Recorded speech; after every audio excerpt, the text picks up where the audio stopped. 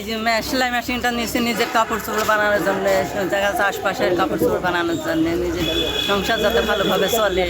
সেলাই মেশিনের কাপড় চোপড় তৈরি করব, হচ্ছে নিজেরটাও করব, মানে বাইরে থেকেও করবো আর কি। এগুলো করে তো আমরা স্বাবলম্বন হবো। আমাদের বাচ্চা আছে, মনে করেন যে আমাদের বাচ্চা নিয়ে অনেক কষ্টই আছে।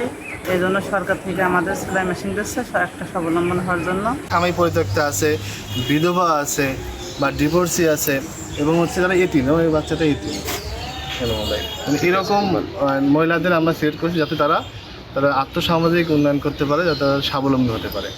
এবং আমরা কথা বলি যে নারীর অধিকার কথা বলি, বা আমরা সমাজে নারীদের পিছিয়ে পড়ছে এটা বলি। আমরা যদি নারীদেরকে অর্থনৈতিকভাবে স্বাবলম্বী না করি, তাহলে নারী কিন্তু কখনো সামাজিক মর্যাদা পাবে না। এই উদ্দেশ্যটা সামনে রেখে আমি এই প্রকল্পটা নেওয়া, এবং আমাদেরকে আরও ধন্যবাদ।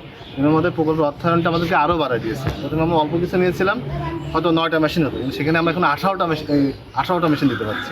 এই জন্য আমাদের অসংখ্য ধন্যবাদ। আপনাদের কাছে অনুরোধ থাকবে যে আপনারা যাতে এই মেশিনটা, আমরা কিন্তু ভাইবা নিয়েছি আপনাদেরকে, যাতে আপনারা চালাতে পারেন কিনা। আপনি চালাতে না পারেন তাহলে দিয়ে কিন্তু লাভ হবে না। আপনারা কাজে লাগাবেন, এবং আমরা কিন্তু মনিটর করবো যে আপনারা এটা ব্যবহার করছেন।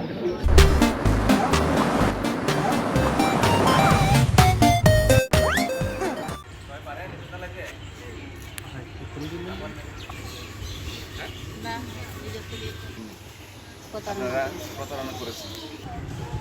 আমি কিন্তু কাউকে বলি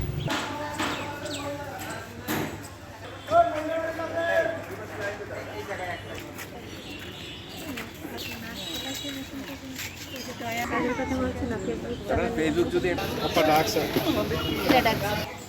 ঠিক আছে।